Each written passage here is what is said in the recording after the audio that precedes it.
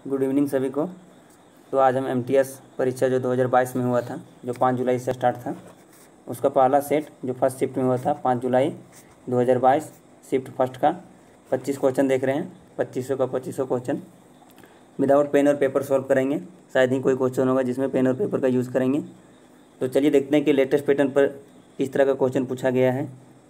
आपको जिस भी क्वेश्चन में प्रॉब्लम आए, जो समझ में नहीं आया, वो कमेंट बॉक्स में क्वेश्चन का नंबर केवल डाल दें और बता दें कि इस क्वेश्चन में समझ में नहीं आया। हो सकता है तो हम उस पर शॉर्ट वीडियो बनाकर डाल देंगे। कभी भी कम्पिटिटिव एग्जाम में आपका नॉलेज चेक नहीं होता, ना ही आपका कैलकुलेशन चेक करता है। केवल ये चेक करता है कि आपका प्रेजेंट ऑफ माइंड क्या रहता है, आपका बेसिक अंडरस्टैंडिंग क्या है, आप किस तरह से क्वेश्चन को सोच सकते हैं। तो ज़्यादा बात ना करते हुए चलिए पहला क्वेश्चन से क्वेश्चन को स्टार्ट करते हैं। समबाहु त्रिभुज जिसका प्रत्येक भुजा 16 मीटर है के आकार के प्लॉट का एक कोने में एक बकरी 10.5 मीटर लंबी रस्सी से बांधी हुई है। त्रिभुज के उस भाग का क्षेत्रफल ज्ञात कीजिए जिसमें बकरी चर पाएगी। इसमें बेसिक कॉन्सेप्ट यूज हुआ है, जो 10th पास होगा आराम से इस क्वेश्चन को कर सकता है। चलिए शुरू करते हैं। समबाहु त्रिभुज के बारे में 2-3 बात है जिसको ध्यान में रखना है। पहला कि समबाहु त्रिभुज का तीनों भुजा बराबर होता है। दूसरा कि इसका तीनों कोण भी बराबर होता है और प्रत्येक कोण 60 डिग्री का होता है। बस समबाहु त्रिभुज के बारे में इतना ही जानना था। अब क्वेश्चन में कह रहा है कि एक बकरी को बांधा जाता है एक किनारे पे जिसका रस्सी का लंबाई 10.5 मीटर है। तो वो बकरी कहाँ तक चर पाएगी, उसका क्षेत्रफल ज्ञात करें। देखिए यहाँ मान लीजिए यहाँ तक है 10.5 मीटर, तो ये बकरी देखिए यहाँ से शुरू होगी, चरते चरते यहाँ तक आ जाएगी, इससे ज़्यादा ही नहीं चर पाएगी। मतलब इसका क्षेत्रफल हमको निकालना है। देखिए यहाँ इसमें साइड में बना देते हैं, इस तरह का फिगर बन रहा है। ये कोण हमको पता है कि 60 डिग्री होगा, क्योंकि समबाहु त्रिभुज है तो समबाहु त्रिभुज का प्रत्येक कोण 60 डिग्री होता है। और ये वाला दोनों साइड भी हमको पता है, ये वाला कि 10.5 मीटर है। तो इसका हमको क्षेत्रफल निकालना है। सर्कल का अगर हम इस तरह का सर्कल है और अगर हम त्रिज्या खंड निकालते हैं तो इसका एक सिंपल फार्मूला होता है। चलिए फार्मूला को लिखते हैं। फार्मूला होता है θ/360 गुने पाई r स्क्वायर। यही फार्मूला का यूज कर देना है। इसको पहले इरेज कर लेते हैं। यहाँ तक आप समझ गए होंगे। इसका फार्मूला है θ/360 गुने पाई r स्क्वायर। तो सारा वैल्यू को पुट कर दीजिए।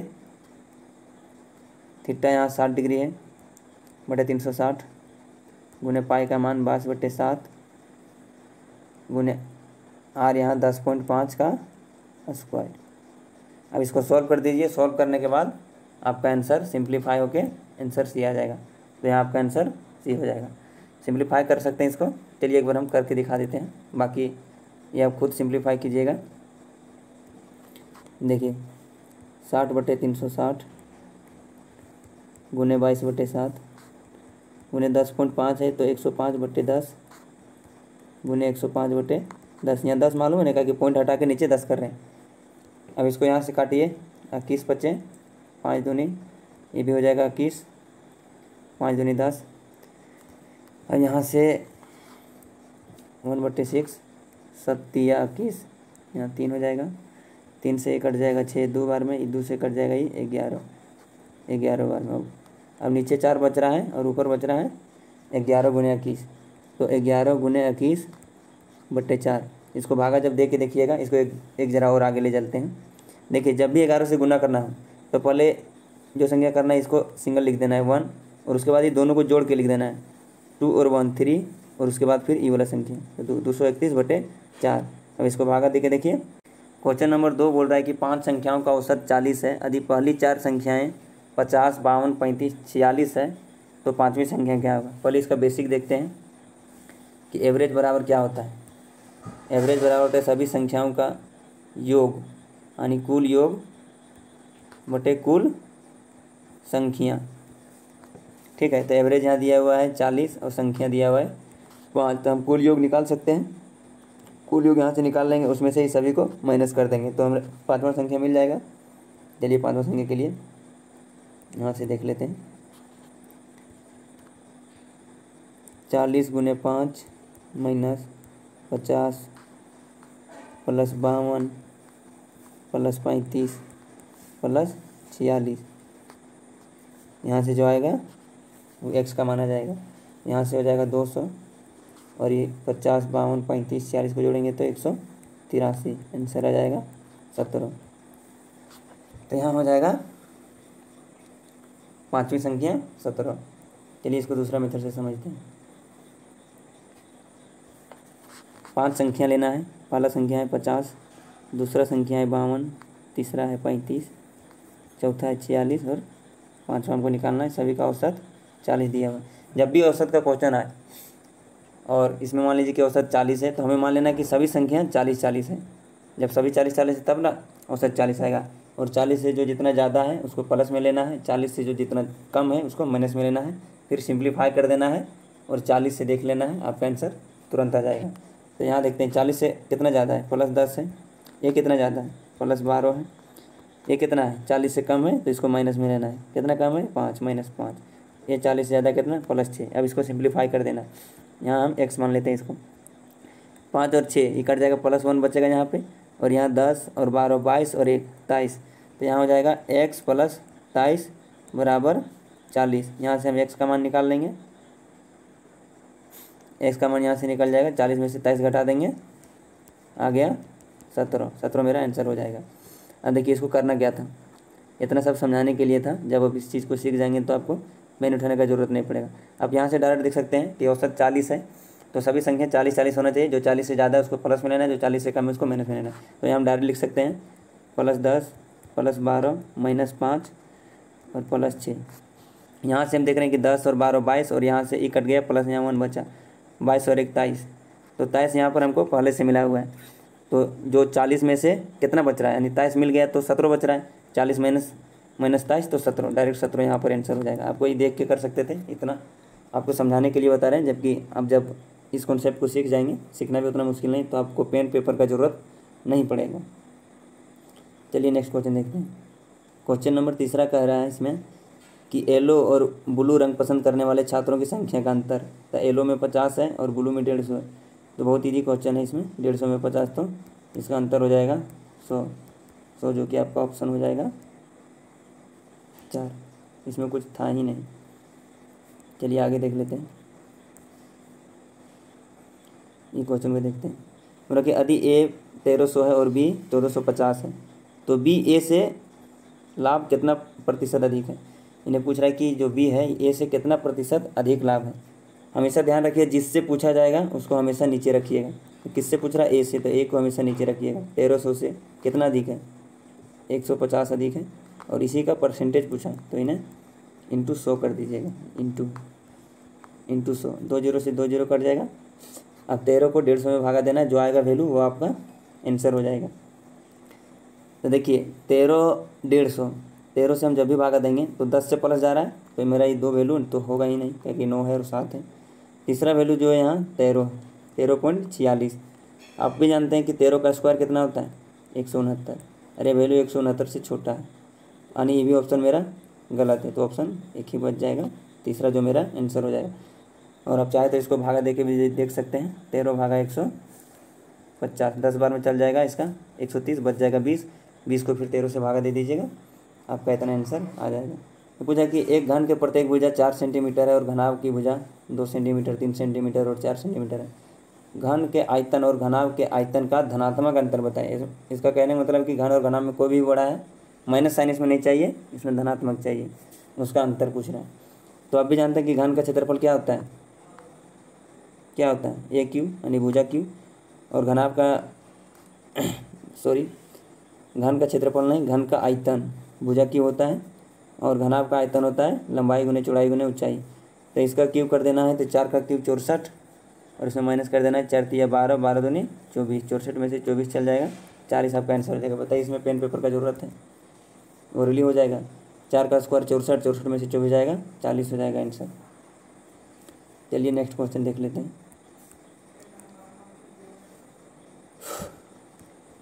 छठा क्वेश्चन है कि एक दुकानदार 3 उत्पाद ए बी सी खरीदता है और उनमें से प्रत्येक में क्रमशः 20%, 30%, 40% का लाभ पर बेचता है। यदि इन उत्पादों का क्रय मूल्य का अनुपात 4:3:2 है, तो इनके विक्रय मूल्य का अनुपात क्या है।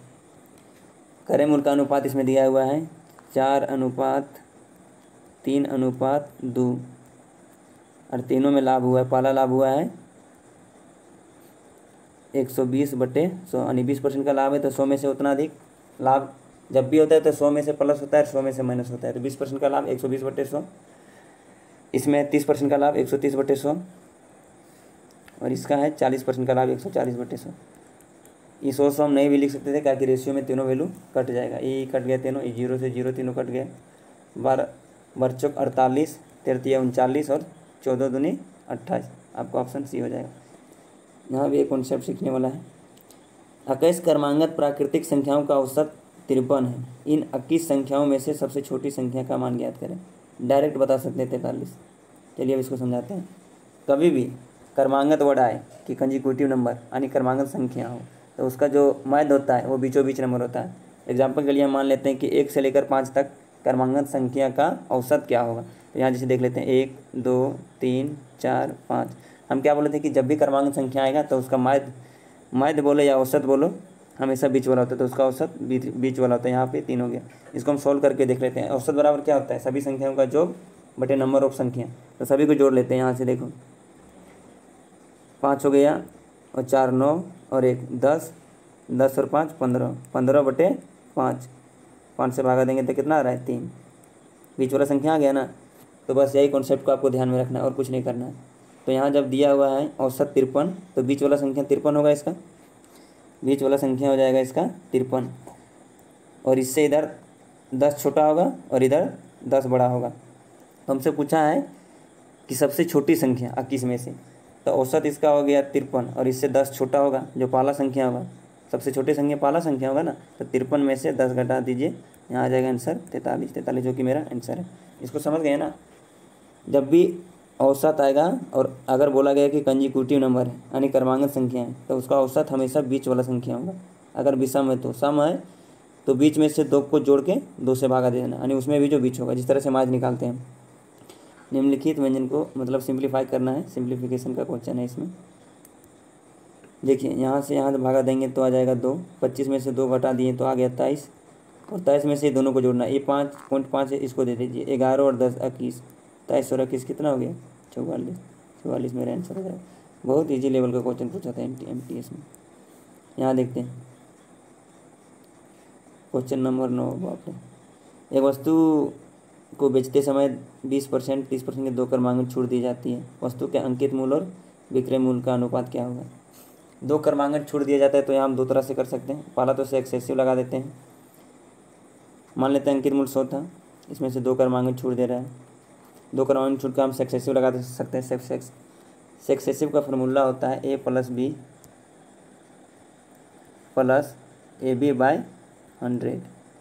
इसमें 20 और 30 यहाँ हो जाएगा 50, और प्लस 20 × 30 यानी 600 भागा 100, तो आ जाएगा 6, आ जाएगा 56। तो 100 और 56 का रेशियो तो हो जाएगा 100। ठीक है। उसके बाद 100 में से 2 क्रमांक छूट दे रहा है। कभी भी अगर छूट दे रहे हैं यानी छूट का मतलब हानि होता है कि कोई भी संख्या में जब भी हानि हो या छूट हो एक ही चीज़ होता है। इसमें छूट दिया तो जितना छूट दिया जाएगा 100 में से उतना घटा देना है।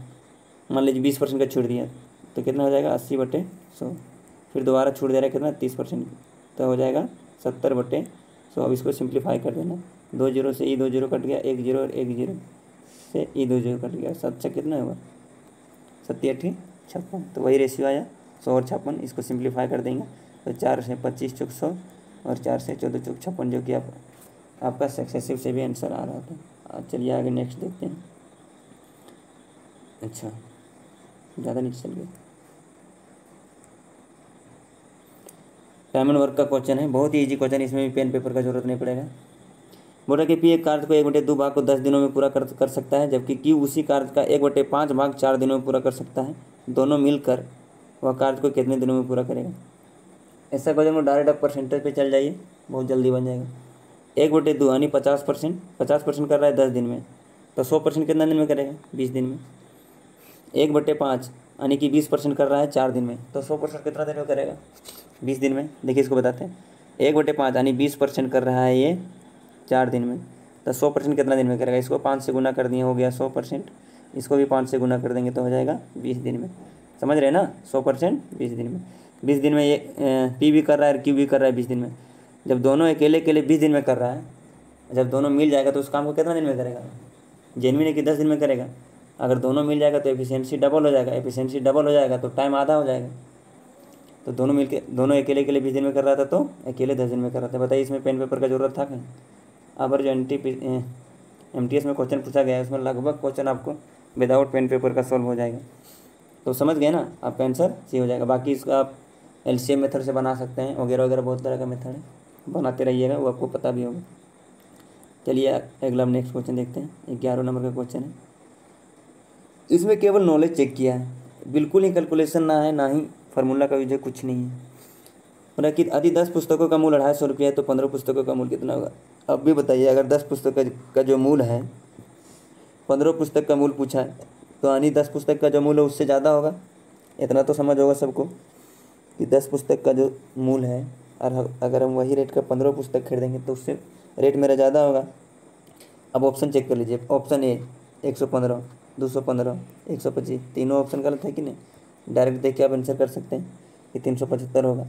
सॉल्यूशन करने का ज़रूरत ही नहीं है, क्योंकि 10 का जो मूल है उससे ज़्यादा ही होगा, चाहे जितना ज़्यादा। ये तीनों ऑप्शन दिया है जो 250 से छोटा है, इसलिए तीनों ऑप्शन नहीं होगा। ऑप्शन आपका डी हो जाएगा। चलिए आगे देखते हैं। यदि ब्याज वार्षिक रूप से संयोजित किया जाता है तो 24,000 पर 10% वार्षिक दर से 2 वर्ष का चक्रवृद्धि ब्याज क्या होगा? यहाँ ब्याज पूछा है, चक्रवृद्धि ब्याज यानी CI पूछा है, अमाउंट नहीं। 10% 2 साल का चक्रवृद्धि ब्याज। अगर आप कंपटीशन की तैयारी कर रहे हैं, थोड़ा भी नॉलेज है, तो 10% का सक्सेसिव 2 साल का 21 हो जाएगा। इतना तो आधी हो जाना चाहिए, नहीं है तो फिर हम बता देते हैं। सक्सेसिव अभी पहले बताएं कि A + B + AB/100। इसमें A और B दोनों 10-10 है, क्योंकि फर्स्ट साल और सेकंड साल दोनों वही है, तो 10 + 10 20 हो जाएगा। और यहाँ 10 × 10 100, तो 100/100 यहाँ से भागा होकर 1 आ जाएगा, तो कितना हो जाएगा? 21%। तो सिंपली हमें 24,000 का 21% निकाल देना है, जो कि मेरा आंसर हो जाएगा। चलिए यहाँ से निकालते हैं। 0 को बाहर में जाने दीजिए, अभी 0 ले लेंगे बाद में। 24 × 21/100, 21 इसलिए लिए ताकि हमको ब्याज पूछा है ओनली। यहाँ एक है वो जिसका कैलकुलेशन बढ़िया होगा, वो 24 × 21 फटाक से कर देगा, कोई कुछ करेगा और फटाक से आ जाएगा आंसर भी उसका, मार देगा कि 504 मेरा आंसर हो गया। ठीक है, सही है, लेकिन अगर आपको सिलेक्शन लेना है अभी के टाइम में तो ऐसे नहीं करना होगा, क्योंकि आपको भी पता है कि लाखों लोग इस कंपटीशन का तैयारी कर रहे हैं। इसमें छोटी छोटी चीज़ आपको ध्यान में रखना होगा। यहाँ आप देख रहे हैं कि 4 से जब 1 का गुना करेंगे, 4 से जब 1 का गुना करेंगे तो मेरा लास्ट डिजिट कितना आएगा? 4। और यहाँ पर आप देख रहे हैं कि एक ही ऑप्शन है जिसमें लास्ट डिजिट 4 है, तो हम सॉल्व क्यों करें? कहें ना 2 सेकंड बचे, लेकिन 2 सेकंड का वर्थ है ना, 2 सेकंड क्यों बर्बाद करें इसमें? तो इसलिए ऑप्शन सी मेरा आंसर हो जाएगा। अब गुना भी कर सकते हैं, 24 दूनी 48, 480 और 24 से कम 24, यहाँ से 4 हो जाएगा। 0 5, जो 0 छोड़े थे हम 0 लास्ट में लगा दीजिए, क्योंकि यहाँ हम 24,000 का केवल 24 लिखे, यहाँ 3 0 है ना। चलिए यहाँ दिखा देते हैं, बहुत कोई को नहीं समझ आया। 3 0 यहाँ जो था वो 3 0 में से 2 0 नीचे से कट जाएगा, 1 0 बचेगा, वही 1 0 आके यहाँ लग जाएगा। डिजिट सम वगैरह वगैरह लगाते रहना, आगे हम डिजिट सम के बारे में बताएंगे। चलिए नेक्स्ट क्वेश्चन देखते हैं, क्वेश्चन नंबर 13। अरे अभी तो लगेगा टाइम, थोड़ा फास्ट चलते हैं, समझने की कोशिश कीजिएगा। नहीं समझ आएगा तो कमेंट बॉक्स में पूछ लीजिएगा क्वेश्चन नंबर डाल के। और यदि किसी शंकु की ऊंचाई और आधार की त्रिज्या दोनों को दोगुना कर दिया जाए तो शंकु का आयतन पिछला आयतन का कितना गुना हो जाएगा? इसमें आपको शंकु के आयतन का फार्मूला का जरूरत पड़ेगा। शंकु का आयतन होता है 1/3, अरे लिखने में दिक्कत हो रहा है, नहीं तो बहुत बढ़िया से समझाते हैं। 1/3 πr²h, ये हो जाएगा फार्मूला। ये पिछला आयतन है और नया आयतन में बोल रहा है कि 1/3 पाई, इसका r को दोगुना कर दिया गया है तो 2r², और h को भी दोगुना कर दिया गया है तो 2h। अब इसका हो रहा है कि कितना गुना हो जाएगा? ये 3 से 3 कट जाएगा, पाई से पाई कट जाएगा, कॉमन चीज़। अब यहाँ देखिए, यहाँ r है और यहाँ हो गया 2r² और यहाँ 2h। बहुत कोई गलती क्या करेगा, इसका आंसर 4 लगा के निकल जाएगा, जो कि गलत है। गलती उससे यहाँ होगा, क्योंकि 2r² है, तो जब इसको सिंप्लीफाई करेंगे तो ये हो जाएगा 4r² और यहाँ हो जाएगा इंटू 2h, तो 4 × 2 हो जाएगा 8, यानी 8 गुना हो जाएगा। इसमें भी पेन पेपर चलाने का ज़रूरत नहीं था, समझाने के लिए हम पेन पेपर का यूज़ किए। किसी शंकु का देखिए त्रिज्या और इसको 2 गुना कर रहे हैं, तो ये इसका फार्मूला में ही होता है r²। तो जब 2 का स्क्वायर करेंगे तो 4 आ जाएगा और 2 इधर, तो 4 × 2 8 गुना हो जाएगा, इसलिए आपका आंसर बी हो जाएगा, यानी 2। नेक्स्ट देख लेते हैं। यहाँ बोला वर्ष 2020 में एक शहर की जनसंख्या 2 पर इतना जीरो है, जनसंख्या वृद्धि का दर 8% वार्षिक है, तो 2022 में उसी शहर का जनसंख्या कितना हो जाएगा। यहाँ 8% है, ये भी चक्रवृद्धि ब्याज का क्वेश्चन है। जिस तरह से समझ सकते हैं, परसेंटेज हो गया, आपको प्रॉफिट लॉस हो गया, साझेदारी हो गया, रेशियो हो गया, SI सब मिक्सर है, आपस में सब मिला हुआ है। आपको जब पूरा पढ़ लीजिएगा तो आप कोई भी तरह से सॉल्व कर सकते हैं। तो यहाँ आप देखते हैं 2 जीरो है, जीरो को नहीं लिखते हैं, इतना है। 8% का वृद्धि हो रहा है, तो कोई भी अगर वृद्धि होता है तो 100 में से उतना जोड़ा जाता है, और अगर नुकसान होता है तो 100 में से घटाया जाता है। तो वृद्धि हो रहा है तो 108/100 गुने 108/100, क्या कि 2020 से 2022 2 साल का अंतर है। यहाँ कितना है, 3 2 5 जीरो है, तो 4 जीरो तो इससे कट जाएगा नीचे वाला से, 2 2 4 जीरो, 4 जीरो यहाँ कट जाएगा, 1 जीरो बचेगा। उसके बाद कोई होगा जो 108 गुने 108 फटाक से करेगा, फिर उसको 2 से गुना करके आंसर तक पहुँच जाएगा। दूसरा जो थोड़ा और प्रैक्टिस करके रखा होगा 108 का स्क्वायर निकाल देगा यहाँ से, उसके बाद 2 से गुना करके और 1 जीरो जो यहाँ बचा है वो जीरो बैठा के आंसर लिख लेगा, जबकि उसका ज़रूरत नहीं है। अगर आपको सिलेक्शन लेना है तो हम पहले भी बता चुके हैं कि कुछ टेक्निक आपको ध्यान में रखना होगा, और आपको मतलब बेसिक चीज़ों का जानकारी होना होगा, जिससे आप बहुत जल्दी सॉल्व कर सकते हैं। यहाँ हम डिजिट सम का यूज़ करते हैं। यहाँ जैसे भी देखें 8 1 9 हो रहा है, तो 9 का रूल है कि 9 एक ऐसा संख्या है डिजिट सम में कि 9 के साथ कोई भी संख्या से मल्टीपल करें तो उसका डिजिट सम हमेशा 9 रहता है। 9 के साथ आप एनी नंबर किसी से भी गुना कर सकते हैं, 1 2 3 4 5 17 18 25, कोई भी संख्या से आप 9 के साथ गुना करेंगे तो उसका डिजिट सम हमेशा 9 रहेगा। तो 0 0 कट रहा है, यहाँ 9 है, तो जो मेरा आंसर होगा उसका डिजिट सम 9 होगा। चेक कर सकते हैं चारों ऑप्शन, किसका डिजिट सम 9। पहला का देख सकते हैं यहाँ 8 1 9, 8 1 9, यहाँ 9 हो गया ना, 8 1 9, 2 2 4 हो गया, पहला का 4 है, इसको मिटा लेते हैं। पहला का डिजिट सम 4 है, इसलिए नहीं होगा। दूसरा तो आंसर है, उसको हम बाद में देखेंगे। 8 1 9, यहाँ 7 और 2 9, देखो 8 और यहाँ 1 हो गया 9, 7 और 2 9, 5 और 2 7, दूसरा का डिजिट सम 7, तीसरा का 7, इसलिए नहीं होगा। यहाँ देख लेते हैं, चौथा का 9 हो गया, 8 और 1 यहाँ हो गया 9 9, इसका हो गया 2 डिजिट सम। ओनली वन ऑप्शन 2 है जिसका डिजिट सम 9 है, तो हम कैलकुलेशन से बच सकते हैं। कैलकुलेशन के लिए आप यूट्यूब पर कैलकुलेशन ट्रिक वगैरह वगैरह, गुना भागा जोड़ घटाव स्क्वायर कितनों सीख के रखें, वो काम नहीं देगा। आपको हमेशा प्रेजेंट ऑफ माइंड रखना होगा कि कहाँ से मेरा क्या काम हो रहा है। अभी के टाइम में डिजिट समय और लास्ट डिजिट वगैरह वगैरह सबको जानता है, लेकिन यूज सब कोई नहीं कर पाता है। तो आप ध्यान रखिएगा, जब भी इस तरह का अगर क्वेश्चन में आपको देखने में को मिलेगा तो आप डायरेक्ट इस सब चीज़ का यूज कीजिएगा। दूसरी बात कि कैलकुलेशन आपको इस लेवल में नहीं देखा जाएगा। हम पहले भी बता चुके हैं कि जितना भी अभी C और D ग्रुप का कंपटीशन लेवल है, इसमें कभी भी आपका कैलकुलेशन, आपका नॉलेज चेक करने का उसको मतलब उसका सेंस ये नहीं होता कि वो आपका नॉलेज चेक करे। वो इतना चेक करना चाहता है कि आपका प्रेजेंट ऑफ माइंड, आप उस सिचुएशन में आपका माइंड को कितना तरह से देखा जा सकता है। अगर आपका नॉलेज चेक करना होता तो डिस्क्रिप्टिव लेता, जिससे 10th और 12th में होता था। पूरा लंबा लंबा पेज दिया, उसमें एक एक स्टेप बना के उसको दिखा। 4 ऑप्शन है, आपको आंसर तक पहुंचना है। डिजिट सम का यहाँ बेहतरीन यूज हुआ, आपका आंसर बी हो गई। मान लेते कि अगर यहाँ 2 नहीं होता, इसका भी डिजिट सम 9 हो जाता, तो हम क्या करते हैं। तो आपको भी पता है कि यहाँ जैसे हम एक बार दिखा लेते हैं, 2 के बाद यहाँ 5 जीरो था, फिर 108 था, फिर 108 था, नीचे यहाँ 2 जीरो और यहाँ 2 जीरो, ये 2 2 4 जीरो कट गया, 2 2 4 जीरो कट गया। डिजिट सम मेरा 9 है, इससे इसको गुना करेंगे, इससे इसको गुना करेंगे, गुना ही तो करना है ना। तो जब हम गुना करेंगे तो इससे ये जाहिर सी बात है कि लास्ट में जीरो आएगा, क्योंकि यहाँ जीरो है तो गुना करने के बाद लास्ट में जीरो आएगा। अगर ये भी डिजिट सम 9 हो जाता तो यहाँ एक जीरो दिख रहा है, जिससे आप आंसर बी तक पहुँच सकते थे। ठीक है, तो चलते हैं ऑप्शन अगले क्वेश्चन पे। दिए गए भिन्न, इसका एलसीएम पूछा है, फटाक से निकाल दो, इसका एलसीएम क्या होगा। 2/5, 3/7 और 4/9 का एलसीएम क्या होगा। इसका मालूम है कि अगर एलसीएम पूछा जाए तो ऊपर वाले का एलसीएम और नीचे वाले का एचसीएफ निकालना होता है। ऊपर वाले का एलसीएम, नीचे वाले का एचसीएफ। नीचे देखो 5 7 और 9 तीनों को प्राइम नंबर है। को प्राइम नंबर उसे कहते हैं जो नंबर एक दूसरे से नहीं कटता है। जिससे 5 7 9 है, एक दूसरे से कोई न कटता हो, ना तो 5 ना तो 7 ना तो 9। तो को प्राइम नंबर का HCF हमेशा 1 होता है। 1 इसलिए होता है क्योंकि 1 एक ऐसा नंबर है जो हर किसी से डिविजिबल है। तो 5 7 और 9 तीनों को प्राइम नंबर है, इसलिए इसका HCF 1 हो जाएगा, जबकि यहाँ इसका कोई रोल नहीं है। आप भी जानते हैं कि जब हर में 1 रहता है उसका कोई रोल नहीं। 2 लिखें या 2/1 लिखें, आंसर मेरा 2 ही आएगा। तो यहाँ इसका रोल नहीं रहा। अब डायरेक्ट हमको ऊपर वाला का LCM निकाल देना है। LCM में कितना का निकालना है? 2 3 और 4 का। ये 2 है जो 4 में मौजूद है, इसलिए 2 कट जाएगा। 4 दिया 12, 12 मेरा LCM हो जाएगा। उम्मीद है कि आप समझ गए होंगे। आगे चलते हैं। एक नाव धारा दिए गए एक निश्चित दूरी तय करने में 16 मिनट और धारा के विपरीत दिशा में वही दूरी तय करने में 24 मिनट का समय लेता है। यदि शांत जल में नाव की चाल 15 किलोमीटर प्रति घंटा है तो क्या पूछा है? चाल की गति, चाल ज्ञात करें।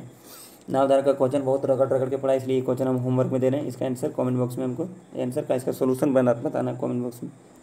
तो आंसर यहाँ दिया हुआ है। अगला क्वेश्चन पे जाते हैं। यहाँ भी एक हम कॉन्सेप्ट बताएंगे। ये भी टाइम एंड वर्क पाइप टंकी का क्वेश्चन है ना, शायद किसका क्वेश्चन है? पाइप टंकी का क्वेश्चन है, देख लेते हैं। बोल रहा है कि 2 पाइप D और E अकेले एक टंकी को 26 और 48 घंटों में भर सकता है। यदि दोनों पाइपों को एक साथ खोल दिया जाए तो टंकी भरने में लगने वाले समय क्या होगा? इसको भी 3 तरह से बना सकते हैं, 2 तरह से हर कोई बताया होगा, तीसरा मेथड हम बताएंगे। पहला इसका है कि चलिए लिख देते हैं, सोल्यूशन नहीं करेंगे उसका। पहला है कि A/B/A+B, इसका सोल्यूशन कर दीजिएगा। सॉल्व करने में अच्छा खासा टाइम लगेगा, जो आंसर आएगा वही आंसर हो जाएगा। दूसरा है LCM मेथड। LCM लीजिए सबका, जिससे हो गया यहाँ पे हो गया D और E, इसका 26 है, लिखने का दिक्कत है इसलिए हम ज़्यादातर चीज़ें बोल रहे हैं। यहाँ 78 है, LCM इसका 78 आ जाएगा। इसका 3 बार में आ जाएगा, 26 3 78 और 78 कम 78, 3 1 4 हो जाएगा। और फिर 78 को 4 से भागा दीजिए, आपका 19.5 आ जाएगा। दोनों मेथड सही है, लेकिन दोनों टाइम टेकिंग है। बहुत कोई इसको बना के खुश हो रहा है, इसको बना के खुश हो रहा है। अब हम मेथड बताते हैं, उसको पहले देख लीजिए। जब भी इस तरह का क्वेश्चन आए पहले इसको सिंप्लीफाई कर लीजिए। 26 है यहाँ पे 78 है। 26 और 78 को सिंप्लीफाई करेंगे तो कितना आएगा? 26 से कम 26 और 26 दिया 78, 1/3। यहाँ तक आपको समझ आएगा। एकदम धीरे से समझा रहे हैं क्योंकि नया कॉन्सेप्ट है, शायद आपको नहीं पता। 1/3। अब जब भी इस तरह का क्वेश्चन दे और रेशियो में सिंप्लीफाई हो जाए और उसके बाद पूछे कि दोनों मिलकर कितना देर में काम कर रहा है, तो दोनों में से जो कम टाइम लेता है, यानी दोनों में से छोटका, यहाँ छोटका ले लेना है और रेशियो में से बड़का को मल्टीप्लाई कर देना है। अरे दोनों का योग 3 1 4, 4 से डिवाइड कर देना है। 4 से भगा दीजिए, कितना आएगा? 4 6 24 और बचा 2 और 4 5 20, 6.5। इसको 3 से मल्टीप्लाई करना है। 5 दिया 15 के 5, बाकी 1 चल जाएगा उसमें। 6 दिया 18 19, 19.5 एक लाइन का है। समझ में आया कि नहीं आया? समझ में आया तो बहुत बढ़िया, नहीं समझ में आया तो उससे भी बढ़िया बात है, फिर से समझा रहे हैं। देखो, जब भी इस तरह का क्वेश्चन आए सबसे पहले उसको सिंप्लीफाई कर लेना है, रेशियो में ले आना है। इसको 26 से काटेंगे, 26 से कम 26 और 26 दिया 78, 1/3। यहाँ तक समझ आया? ठीक है। अब जब दोनों का योग पूछे कि दोनों मिलकर कितना दिन में काम करेगा, तो जो कम टाइम लेता है, मतलब जैसे 26 और 78 में छोटा कौन है? 26। तो यहाँ छोटका को लेना है, इसको लिखा नहीं रहा है। छोटका गुने रेशियो में से बड़का, ये दोनों में से बड़का, और डिवाइड करना है ये दोनों के योग से। 3 और 1 कितना हो गया? 4, 4 से भागा दे देना। इससे यहाँ से भागा देंगे इसको तो 6.5 आ जाएगा, और 6.5 को 3 से गुना कर देंगे तो मेरा आंसर ये आ जाएगा। अगर कभी भी इस तरह का क्वेश्चन आता है जो सिंप्लीफाई हो जाता है, अगर यहाँ 26 और यहाँ 52 होता, ठीक है, मान लीजिए एक काम कर रहा है 26 दिन में और बी कर रहा है 52 दिन में, दोनों मिलकर कितना दिन में करेगा? तो इसको सिंप्लीफाई करेंगे तो 1/2 आ जाएगा। और जब दोनों का निकालना होगा मिलकर कितना दिन में करेगा, तो यहाँ 26 यानी छोटका और गुने दोनों रेशियो का बड़का, और नीचे दोनों का जोड़ का 2 1 3। इसको सिंप्लीफाई कर दो, जो आएगा वही आपका आंसर होगा। आप LCM मेथड से इसको बना के देख सकते हैं, या फिर A+B/AB/100 जो दूसरा मेथड बताई थी, दोनों से बना के देख लीजिएगा और इसको भी बना के देख लीजिएगा, आंसर सेम ही आएगा। थोड़ा फास्ट चल रहे हैं क्योंकि टाइम कम है और 25 क्वेश्चन सॉल्व करना है। अभी 17 नंबर क्वेश्चन तक ही पहुँचे हैं, आगे और सॉल्व करना है। ये प्रैक्टिस सेट करवा रहे हैं, बेसिक नहीं है, नहीं तो एक एक क्वेश्चन पर अच्छा खासा टाइम देते हैं। अगर आप लोग को अच्छा लगेगा, समझ में आएगा, तो आप कमेंट में रिस्पॉन्स दीजिएगा। अगर अच्छा खासा रहा तो फिर हम अगला सेट करवाएंगे जो डिफ़िकल्ट होगा। ठीक है, नेक्स्ट क्वेश्चन देख लेते हैं। यहाँ पे ये भी बहुत ईजी क्वेश्चन पूछा है, शायद अगर इसी तरह से हर शिफ्ट में पूछा गया तो बहुत ईजी है। अब आप लोग बताइएगा कि जो सोल्यूशन था उसमें सारा क्वेश्चन ईजी था या नहीं, या मेरा सोल्यूशन उस लेवल का है जो ईजी लग रहा है। हमको तो ईजी लग रहा है। यहाँ पूछ रहा है कि 40/9 मीटर पर सेकंड की चाल से गतिमान एक ट्रेन 27 सेकंड में खंभे को पार करती है। पार करती है। ट्रेन की लंबाई पूछा, क्या होगा? ट्रेन की लंबाई यहाँ चेक करना है। अभी जानते हैं कि चाल बराबर क्या होता है। चाल बराबर होता है दूरी बटे समय। आप थोड़ा समझिएगा क्योंकि लिखने में दिक्कत हो रहा है। दूरी बटे समय। चाल यहाँ कितना दिया हुआ है? 140/9। जो भी दूरी हो, जितना प्रकार का दूरी हो, ट्रेन का दूरी, प्लेटफॉर्म का दूरी, फलना ढकना, जितना दूरी है, दूरी सब इसमें आ जाएगा। जितना अगर प्लेटफॉर्म और ट्रेन का दूरी है तो दोनों दूरी यहाँ ऐड कर देना है। दूरी यहाँ पे आ जाएगा तो दूरी हम यहाँ x मान लेते हैं, नीचे 27। ध्यान रखना है क्योंकि यहाँ दोनों कंडीशन में सेकंड मीटर में है। अगर कहीं किलोमीटर और दूसरा जगह पे सेकंड होता तो पहले वैल्यू को एक रेशियो में लाना होता, या तो सेकंड में या तो दोनों को घंटा में। तो यहाँ दोनों रेशियो सेम है इसलिए डायरेक्ट कट जाएगा। 9 × 27, 3 और 3 से डायरेक्ट गुना हो जाएगा। 4 × 42, 420 मीटर। उम्मीद है कि आप समझ गए होंगे। अगर आपको कॉन्सेप्ट क्लियर होता तो लिखने का ज़रूरत ही नहीं पड़ता। आपको भी मालूम है कि चाल बराबर दूरी बटे समय। थोड़ा फास्ट पढ़ा रहे हैं, लेकिन अगर आपको ज़्यादा फास्ट लगे तो यूट्यूब का फीचर है, उसमें आप अपने अनुसार स्पीडोमीटर सेट कर लीजिएगा। कम ज़्यादा जितना करना है उसमें स्लो हो जाएगा आवाज़।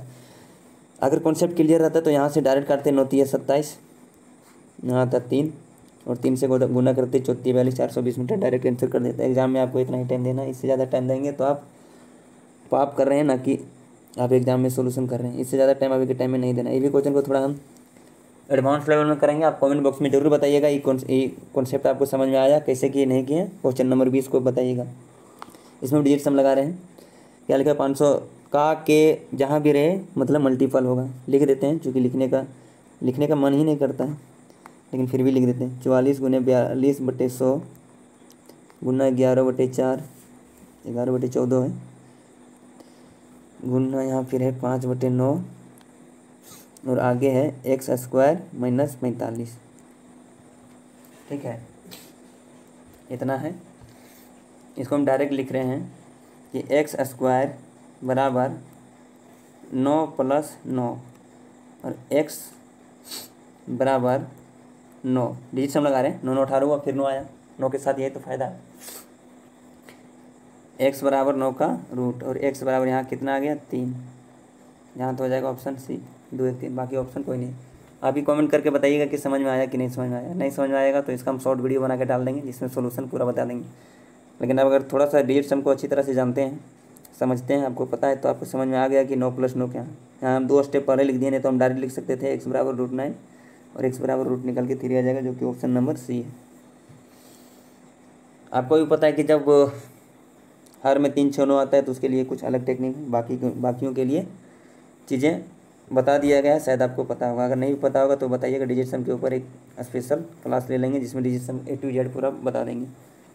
तो उम्मीद है कि ये चीज़ आप समझ रहे होंगे। अगर नहीं समझ में आ रहा होगा तो कमेंट में बताइएगा। इस पर हम शॉर्ट वीडियो बना के डाल देंगे, लेकिन इसके ऊपर कम से कम 10 से 15 मिनट टाइम दीजिएगा। देखिएगा कि डिजिट सम इसमें यूज किए, ये भी बोल दिए हैं। डिजिट सम का यूज किस लेवल पर हुआ, कैसे हुआ है, अगर जो बना पा रहे हैं उसके लिए बहुत बढ़िया है। वो डिजिट सम को अच्छी तरह से जानते हैं। फिर बताइएगा, आगे चलते हैं। 20 तक सॉल्व हो गया है। 21 यहाँ पूछ रहा है कि निम्न पाई चार्ट, उधर पढ़ने का चीज़ नहीं, नीचे यहाँ से पढ़ते हैं। अरे कहाँ जा रहा है? यहाँ से पढ़ते हैं कि डेयरी मिल्क 5 स्टार और स्निकर्स चॉकलेटों की कुल मिलाकर औसत संख्या दिए गए किस प्रकार के चॉकलेट की वितरित की गई संख्या के बराबर है। इनका कहने का मतलब है 3 ऐसी संख्या का मतलब 3 ऐसे चॉकलेट जो परसेंटेज में दिया हुआ है, 3 ऐसे चॉकलेट का औसत मतलब क्या हुआ? तीनों को जोड़ के 3 से भागा दे देना, उसका जो परसेंटेज आएगा उस सेम परसेंटेज किस चॉकलेट के बराबर है। 4 ऑप्शन है, उसमें से एक आपको आंसर देना है।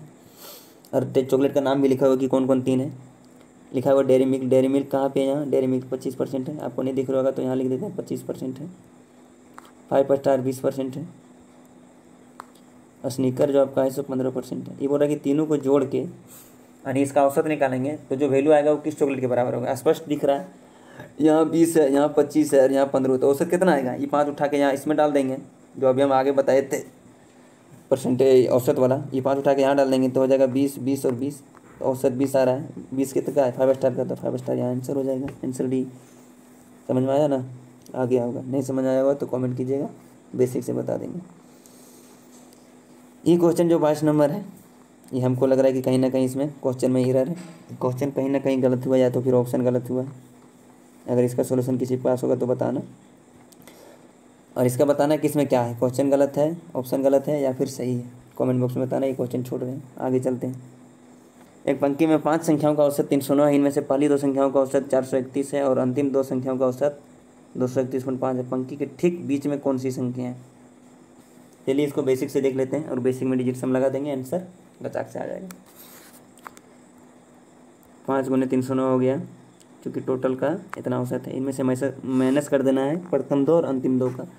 2 गुने 431 प्लस 2 गुने 231.5। लिखने में प्रॉब्लम हो रहा है, उसको समझिएगा। इसका डिजिट सम हो गया 5 और 9 3 12, 3 5 ये 15। समझ रहे हैं ना?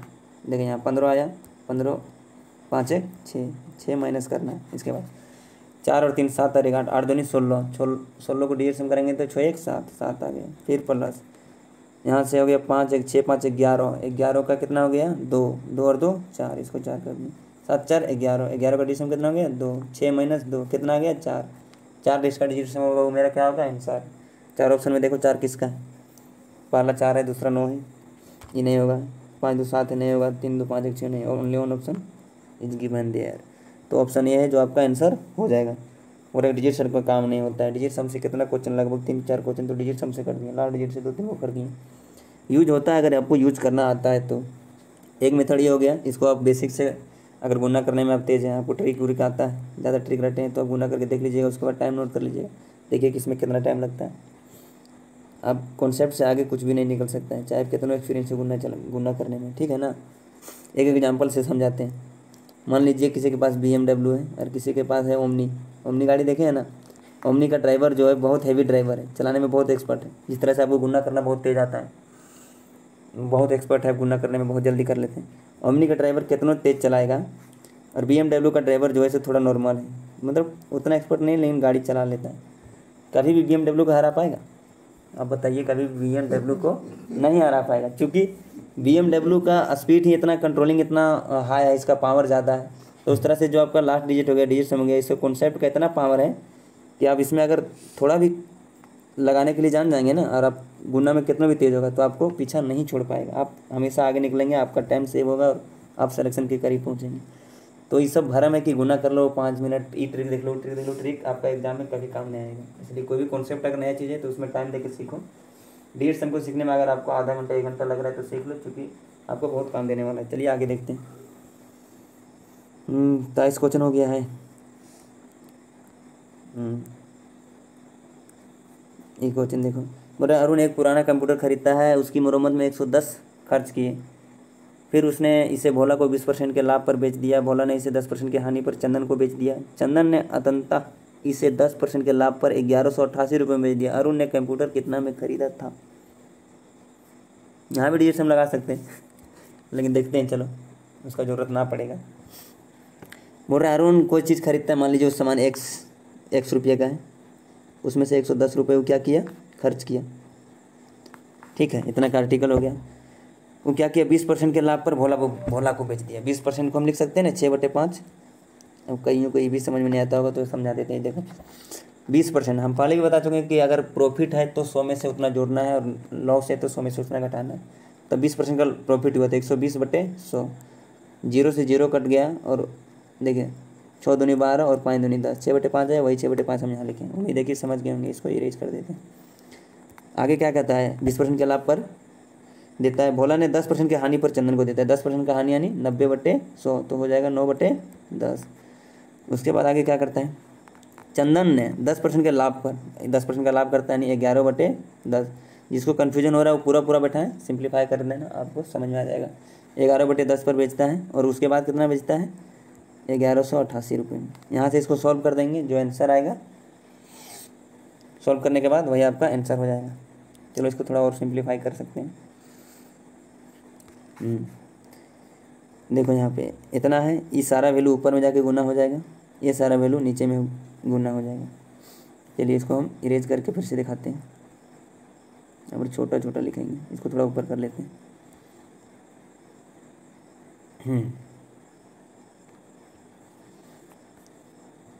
x प्लस 10 है, x प्लस 10 तो रहेगा, बराबर ले लेते हैं 1188 गुने, यहाँ कुछ कट रहा है क्या, नहीं कट रहा है, 5 गुने 100, ये 500 हो जाएगा डायरेक्ट 100, इसको गुना करेंगे 500 हो गया। नीचे 6 गुने 9 गुने 11, इसका डिजिट सम 9 हो रहा है, यानी 9 से संख्या कटेगा। इसको काट लीजिए, चूँकि यहाँ टाइम नहीं बच रहा है, नहीं तो काट के दिखा देते। 110 है, यहाँ देखो 9 से कट जाएगा, 9 एकम 9, ठीक है, 2 11,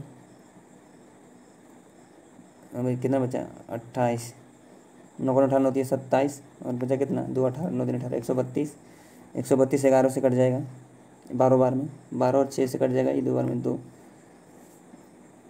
6 दूनी 12, यहाँ गुना करने में तो गिजिर गिजिर हो जा रहा है।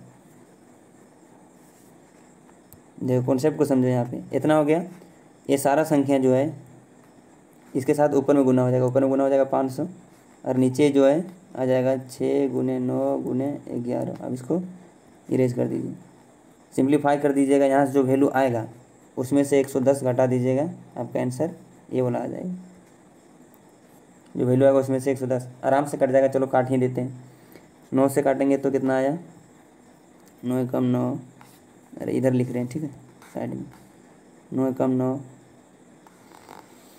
यहाँ कितना बच गया 2 28, 9 3 27 9 3 18 132 आया, चलिए कट गया। 11 से काट रहे हैं तो 12 बार में आ गया, 6 से काट रहे हैं तो 6 दूनी 12, 2 बार में आ गया, ठीक है। अब 2 बच गया, तो 500 को 2 से गुना करेंगे तो आ गया 1000, उसमें माइनस 110 कर देंगे तो आ गया 890, ये आपका आंसर।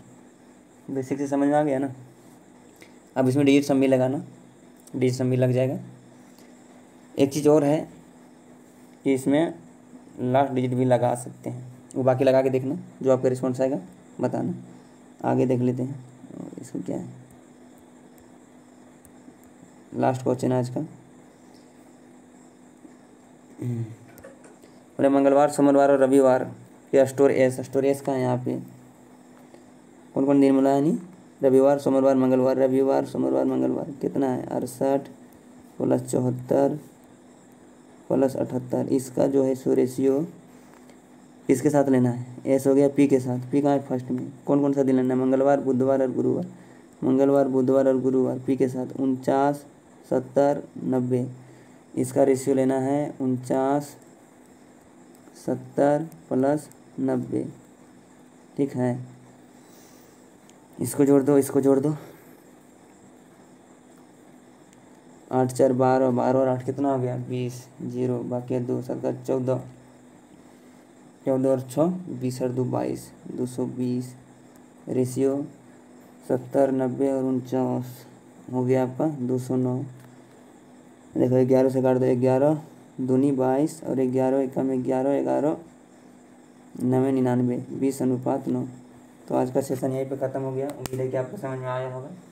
अगर आपको कोई भी क्वेश्चन में दिक्कत है तो कमेंट बॉक्स में क्वेश्चन का नंबर के साथ जो प्रॉब्लम है उसको मेंशन करें, हम शॉर्ट वीडियो बना के उसका सोल्यूशन भेज देंगे।